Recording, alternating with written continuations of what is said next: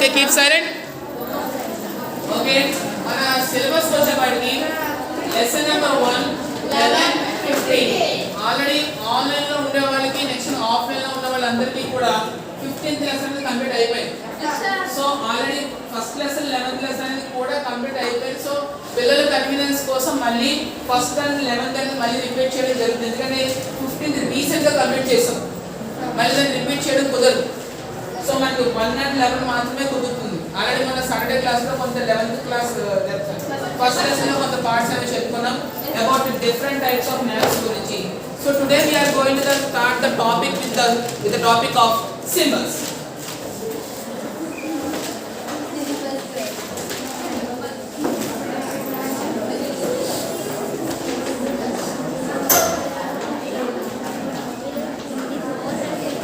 Symbols definition చూద్దాం. Symbols are the indications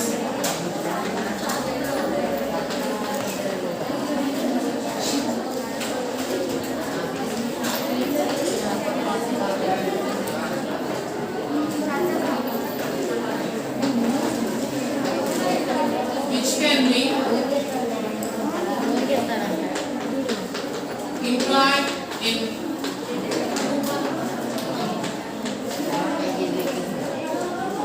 different ways.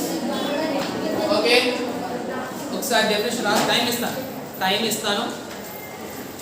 ఇప్పుడు మనకు మ్యాప్ లో for example me 6th class లో మీకు ఒక టాపిక్ ఉంది, ఫస్ట్ లెసన్ లో సెకండ్ లెసన్ లో. మళ్ళీ కానీ అమ్మాయి మీ ఇంటికి రావడం కోసం ఎలాగ రావాలని చెప్పేసి ఎదురు ఒక 6th క్లాస్ లో ఉండేటప్పుడు మీకు ఒక బ్లడ్ క్రాస్ లో చోట కలిసిన తర్వాత ఇంటికి ఎలా రావాలంటే దానికి అడ్రస్ రాసిస్తే తెలియదు అంటే దాన్ని ఏం చేసింది ఈసారి అడ్రస్ తో పాటు ఒక మ్యాప్ తయారు చేసి దాని డైరెక్షన్స్ కూడా రాయడం జరిగింది అనమాట. సో వచ్చే దాంట్లో దానికి అన్ని విషయాలు కూడా ఎలా అర్థమయ్యే దానికి డ్యూ టు ద సింబల్స్ అన్నమాట. అర్థమవుతుందా? So symbols are indication. Symbols అనేవి దేన్నో ఇండికేట్ చేస్తున్నాయి. దేని ఇండికేట్ చేస్తున్నాయి? ప్లేస్. ఒక ప్లేస్ కి అవన్నీ కూడా ఇండికేషన్స్ అన్నమాట. అవి కూడా which can be implied in different ways. పైగా మీరు అందరూ కూడా ఒక సింబల్ ని అందరూ ఒకే రకంగా ఉపయోగించుకోవాలని రూల్ ఏం లేదు. ఇప్పుడు ఫర్ ఎగ్జాంపుల్ మీకు 6th క్లాస్ లో ఇలా ఇచ్చారు, దీని మీనింగ్ ఏంటి? Post office. For example post office మీరు అలాగే చూపించాలని రూల్ ఏమైనా ఉందా?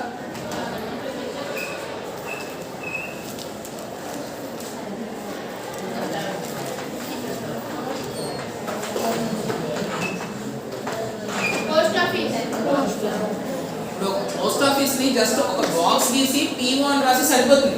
బట్ ఇంత డీటెయిల్ గా ఒక పోస్ట్ బాక్స్ అనే సింబల్ వేసి ఇంత ఇలా ఒక బాక్స్ గీసి దానికి అదేమవుతుంది, అది కూడా పోస్ట్ ఆఫీస్ అవుతుంది. అంటే ఇందాక చూపించింది ఒకళ్ళు ఒక రకంగా పోస్ట్ ఆఫీస్ చూపిస్తున్నారు, ఇది నేను చూపిస్తున్నాను. అదేమవుతుంది, ఇది నేను చూపిస్తున్నాను. అందుకని ప్రతి సింబల్ కి కూడా కొన్ని డిఫరెంట్ వేస్ అనేవి ఉంటాయి. అదేమవుతుంది. ఇందులో మళ్ళీ ఇంకొక డెఫినేషన్ కూడా ఉంది. Some common symbols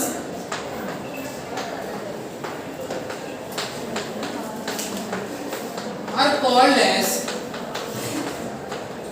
conventional symbols. Some common symbols are called as conventional symbols. కొన్ని కామన్ విషయాలు. ఇప్పుడు పోస్ట్ ఆఫీస్ అనగానే మీరు ఒకలాగా రాస్తున్నారు, నేను ఒకలాగా రాస్తున్నాను. కానీ కొన్ని మాత్రం అందరూ కూడా ఒకేలా గీయాలి. అది మాత్రం అందులో ఎటువంటి వేరియేషన్స్ కూడా ఉండవు. ఫర్ ఎగ్జాంపుల్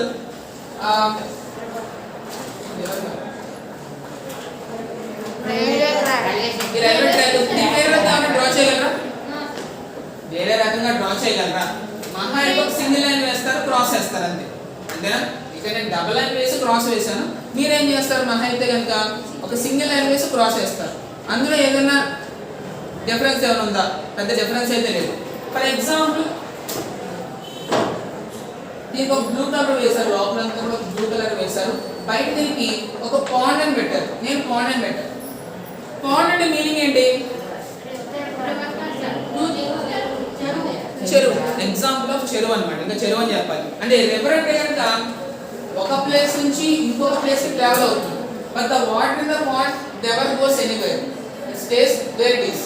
ఒకే చోట ఉంటుంది అనమాట. దీనికి బౌండరీస్ కూడా కనిపించేస్తూ ఉంటాయి. దీనికి ఇక్కడ బౌండరీ ఇలా గీసాను చూసాను, దీనికి ఇదే బౌండరీ.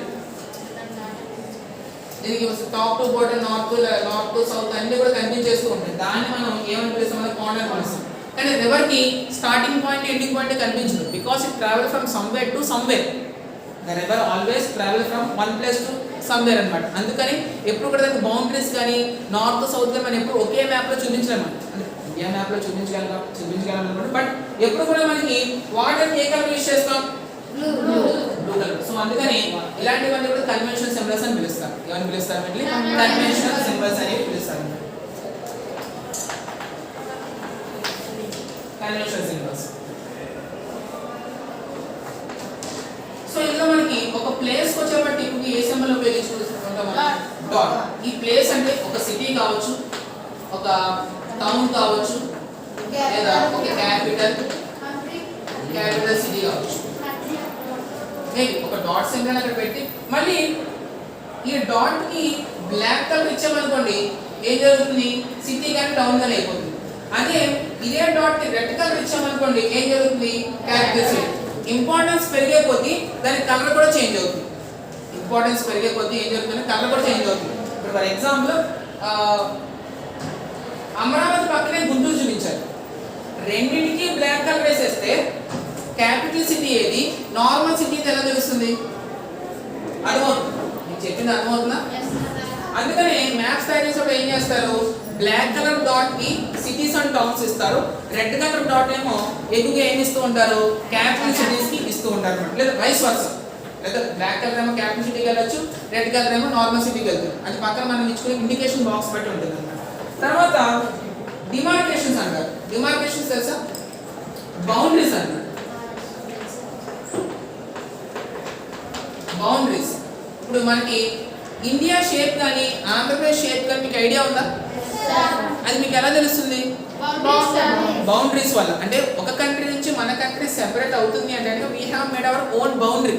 ప్రతి దానికి కూడా ఒక బౌండరీ అనేది ఉంటుంది అనమాట. సో బౌండరీ మనకి ఎందుకు చూపించే కలర్ ఏంటంటే మనకి బ్లాక్ కలర్ లో ఎక్కువగా చూపిస్తూ ఉంటాను. బౌండరీ లైన్ మీకు ఏ కలర్ యూస్ చేస్తాం మనం? Black colour.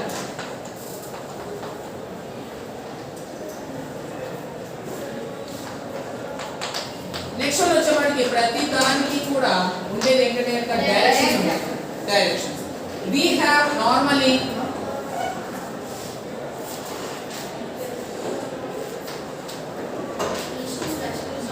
four directions. First one is north, opposite one is south, and the right side of south is always east, and the opposite of east is always west. These are the four directions. These are the చిన్నప్పటి నుంచి నేర్చుకుంటాం. దీంట్లో పెద్ద elaboration అక్కర్లేదు. Along with the directions we also have corners. తెలుసు కదా? తెలుగులో first one చదువుకున్నారా? దిక్కులతో పాటు మూలలు అంటారు. 4 దిక్కులు 4 మూలలు అని చెప్పేసి. That the corner between north and east is called northeast. And the direction between corner between south and east. Next one, west is south and west. North. ఎవరైనా గొడవపడింది? నేను చూస్తున్నాను సార్. ఇలా వెంటనే ఇష్టం అంటారు సార్. నార్త్ కి వెస్ట్ కి మధ్య ఉండేది నార్త్ వెస్ట్. ఓకేనా? ఇప్పుడు ఒక్కసారి ఆన్లైన్ లో వింటున్న వాళ్ళు నెక్స్ట్ వచ్చేపాటికి మీరు ఆఫ్లైన్ లో చూస్తున్న వాళ్ళు కూడా పేజ్ నెంబర్ 5. పేజ్ నెంబర్ 4 లో మీకు ఒక ఇండియా మ్యాప్ ఉంది కదా. Take your pencils and scales.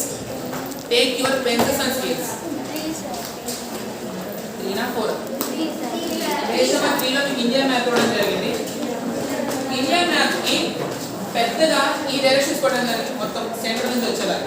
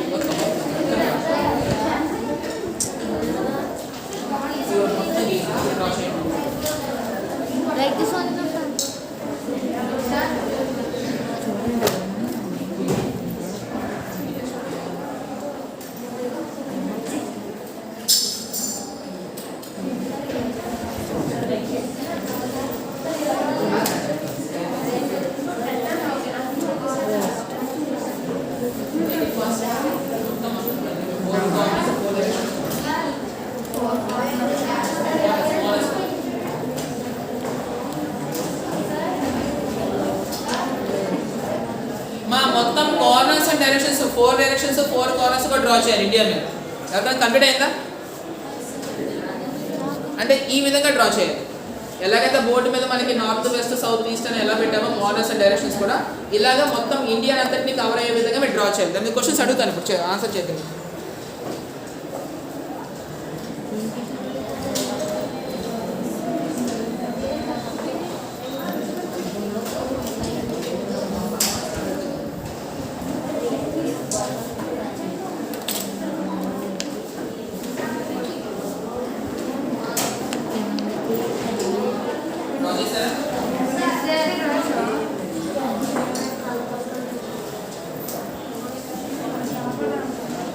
Okay, ఒకసారి మీ మ్యాప్ పాయింటింగ్ లో తిరువనంతపురం లొకేట్ చేయండి. జస్ట్ లొకేట్ చేయండి అంతే. కనిపించిందా లేదా? Just say yes or no.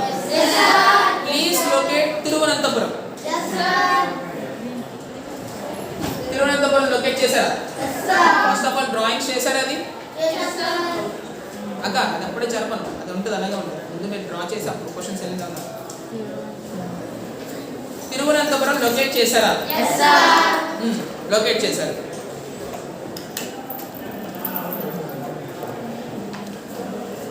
ఇప్పుడు డిస్పూర్ కి వెళ్ళాలి అంటే ఏ డైరెక్షన్ లో ట్రావెల్ చేయాలి?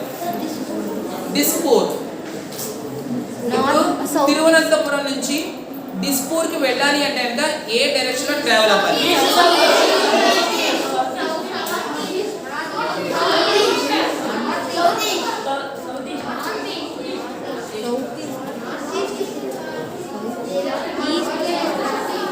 మనం ఎటువైపు డైరెక్షన్ ట్రావెల్ అవుతాం, ఎటువైపు టర్న్ తీసుకుంటాం? సౌత్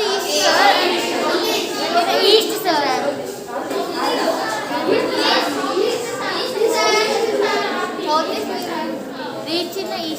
అరే డిస్పూర్ ఎక్కడుంది? ఈస్ట్ కి పైన ఉంది, నార్త్ కి రైట్ సైడ్ లో ఉంది. ఈస్ట్ కి టాప్ లో ఉంది, నార్త్ కి రైట్ సైడ్ లో ఉంది. నార్త్ కి ఈస్ట్ కి మధ్యలో కార్నర్ ఏమంటారు? సౌత్ ఈస్ట్ కి వచ్చింది ఒక నోట్లోకి.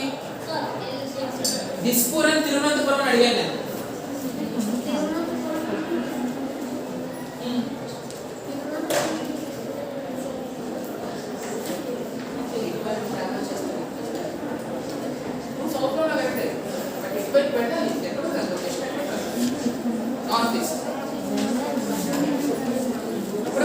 Okay, next question. ఇప్పుడు గాంధీనగర్ నుంచి అగర్తలాకు వెళ్ళాలి, ఏ డైరెక్షన్?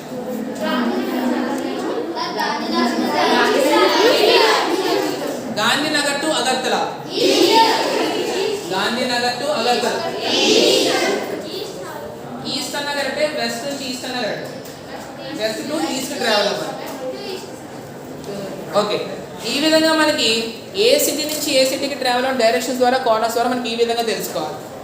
ఈ టాపిక్ అక్కడ అది కంప్లీట్ అయిందా? డైరెక్షన్ డ్రా చేస్తున్నారా? సిలబస్ డ్రా చేసావా? సిలబస్ పక్కన పెట్టు. ఇది రాసుకున్నారు సిలబస్లో? ఒక్క నిమిషం రాయండి. నెక్స్ట్ టాపిక్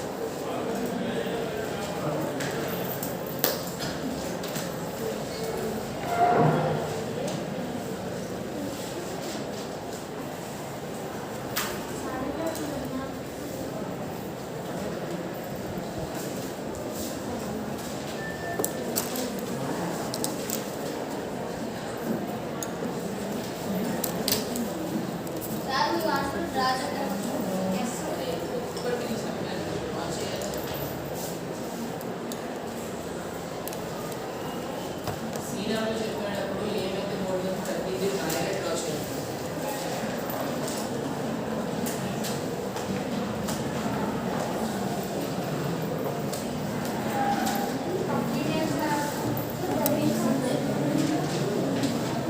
డైరెక్షనల్ ఫార్ములాస్ కూడా డ్రా చేయాలి.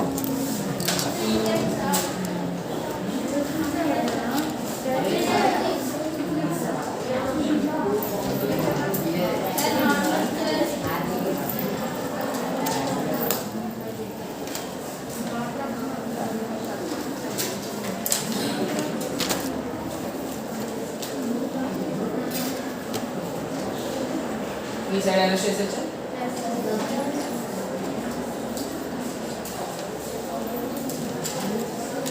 స్టేషన్ కింద ఈ సైడ్ సార్ రాయడం అప్పుడు టైం ఇస్తాను రాసుకుని. మన నెక్స్ట్ టాపిక్ వచ్చేపాటికి స్కేల్ అన్నమాట. Scale scale is a special feature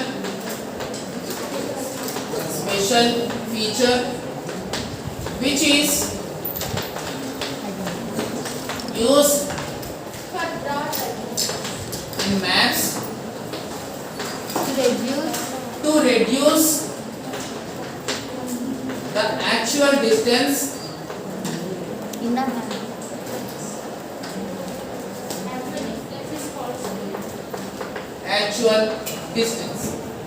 ఓకేనా? ఇది మన డెఫినేషన్ అన్నమాట. ఒకసారి స్కేల్ డెఫినేషన్ ఒకసారి చూద్దాం. ఫర్ ఎగ్జాంపుల్ మనకి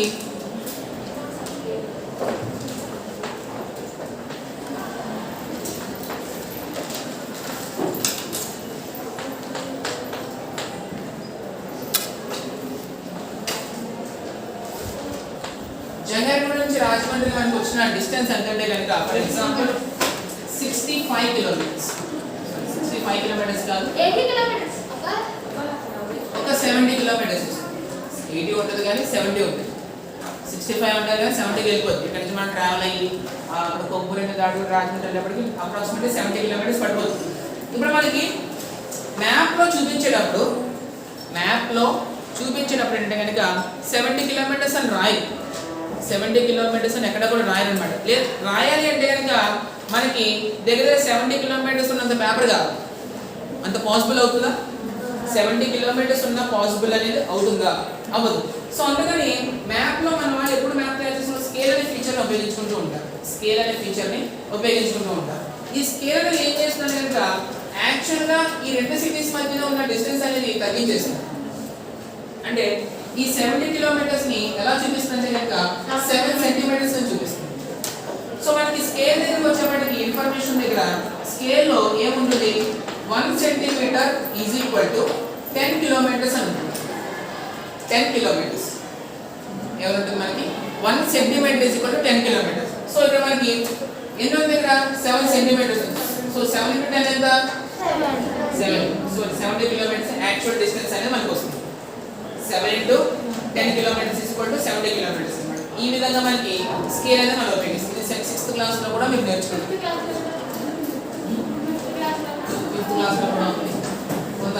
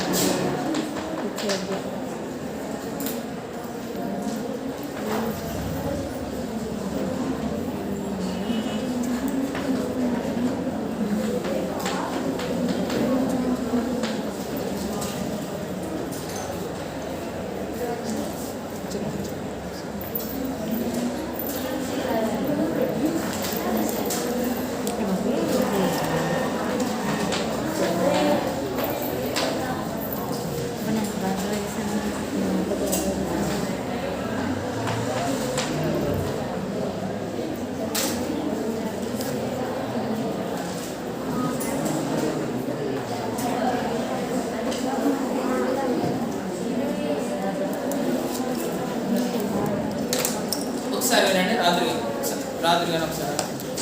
మన నెక్స్ట్ టాపిక్ వచ్చేప్పటికి ఏంటంటే కనుక మెజరింగ్ హైట్స్ ఆన్ మ్యాప్స్ అనమాట. ఒక మ్యాప్లో మన హైట్స్ని ఎలా చూపించాలి.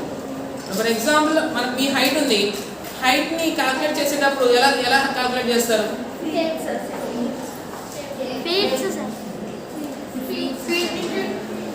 ఫీట్ టు హెడ్ కావచ్చు, హెడ్ నుంచి ఫీట్ కావచ్చు, రెండే మార్గాలు ఉన్నాయి, అవునా కదా? మన హైట్ని కంపేర్ చేయాలంటే కనుక ఫీట్ నుంచి స్టార్ట్ చేస్తారు, లేదా హెడ్ నుంచి స్టార్ట్ చేసి ఫీట్ వరకు తీసుకుంటారు, అవునా?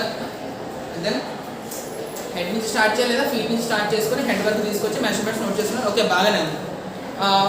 మరి మౌంటైన్స్కి వచ్చేపాటికి మౌంటైన్స్ కానీ లేకపోతే కనుక ప్లెయిన్స్ కానివ్వండి, అదవుతుంది. మరి ఇవి ఎక్కడి నుంచి స్టార్ట్ చేస్తారు?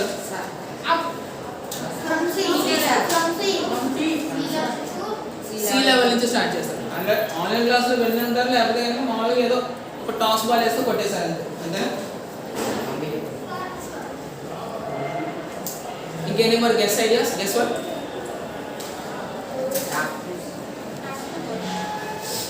చూడండి, మనకి కనిపించేది మాత్రమే మౌంటైన్ కాదు. ఫర్ ఎగ్జాంపుల్ మౌంటైన్ ఎగ్జాంపుల్ తీసుకుంటే మనకి కనిపించేది మాత్రమే మౌంటైన్ కాదు, సీలో ఇంకా సబ్మర్జ్ అయిపోయిన మౌంటైన్ ఇంకా ఉంది. మనకంటే కనుక ల్యాండ్ మీద ఉన్నాం కాబట్టి మనకి టో నుంచి హెడ్ వరకు కూడా మనం హైట్ అనేది చూసుకుంటాం. కానీ మౌంటైన్స్ అనేవి ల్యాండ్ మీద ఉండవు, ల్యాండ్ లోపల నుంచి వస్తాయి. కానీ మనకి కొంత పార్ట్ మాత్రమే విజిబిలిటీ ఉంటుంది, మిగిలిన పార్ట్ అంతా కూడా ఎక్కడ ఉంటుంది? సీకి కింద ఉంటుంది, సీకి కింద ఉంటుంది అనమాట. సో మనం ఏదైనా ఒక హైట్లో ఉన్న ప్లేస్ కానివ్వండి, లేకపోతే ఒక విలేజ్కి డిస్టెన్స్ కానివ్వండి, ఇలాంటి ప్లేసెస్లో ఉన్నట్టు విలేజ్కి క్యాల్కులేట్ చేసేటప్పుడు సీ లెవెల్ నుంచి ఎక్కడి నుంచి అయితే బిగిన్ అవుతుందో, సీ లెవెల్ అయితే ఎక్కడి నుంచి ఉందో, లోపల ఉన్న మౌంటైన్ నుంచి కాకుండా లోపల ఉన్న పైన మనకు కనిపిస్తుంది చూసారా, టిప్ అనేది, ఈ టిప్ ఉంటుంది చూసారా, ఈ బాటమ్ నుంచే మనం స్టార్ట్ చేస్తాం, ఈ బాటమ్ నుంచే మనం స్టార్ట్ చేస్తాం అన్నమాట. అందుకని సీ లెవెల్ ఎప్పుడు కూడా మనం ఎంత తీసుకుంటాం? మనం 0 తీసుకుంటాం. ఎలాగైతే మనకి లాటిట్యూడ్స్ లో ఈక్వల్ కి 0 డిగ్రీస్ అనేది ఇస్తామో, సేమ్ అదే విధంగా సీ లెవెల్ కి కూడా ఎప్పుడు కూడా మనం 0నే ఇస్తాము. అది అవుతుంది. ఇప్పుడు ఫర్ ఎగ్జాంపుల్ ఇక్కడ నింపూర్ విలేజ్ ఉంది, ఇక్కడ సీ నుంచి నింపూర్ విలేజ్ వెళ్ళాలి అంటే ఎంత డిస్టెన్స్ ట్రావెల్ అవ్వాలి? 50 మీటర్స్ ట్రావెల్ అవ్వాలి. తర్వాత ఇక్కడ నుంచి టెంపుల్ కి వెళ్ళాలి అంటే ఎంత డిస్టెన్స్ రావాలి? ఇంకో 50. ఇక్కడ నుంచి 100, ఇక్కడ నుంచి ఎక్కడికి వెళ్ళాలి అంటే 50. తర్వాత మళ్ళీ టిప్ ఆఫ్ ద మౌంటైన్ వెళ్ళాలి అంటే ఇంకో 50 ట్రావెల్ చేసే టోటల్ 150. ఇప్పుడు హైట్ ఆఫ్ ద మౌంటైన్ అడుగుతారు, ఎంత?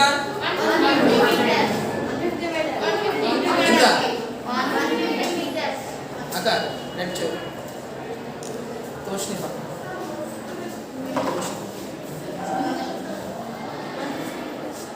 Height of the mountain. ఇప్పుడు మౌంటైన్ హైట్ ఎంత? 50, 100, 150? 150. ఎందుకంటే సీ లెవెల్ నుంచి ఇక్కడ వరకు మనం క్యాల్కులేట్ చేయాలి. సీ లెవెల్ ఒకవేళ నింపూర్ నుంచి టెంపుల్ కి ఎంత డిస్టెన్స్ అంటే ఎంత రాయాలి? 50 మీటర్స్ రాయాలి. ఎంత రాయాలి? 50 మీటర్స్. General please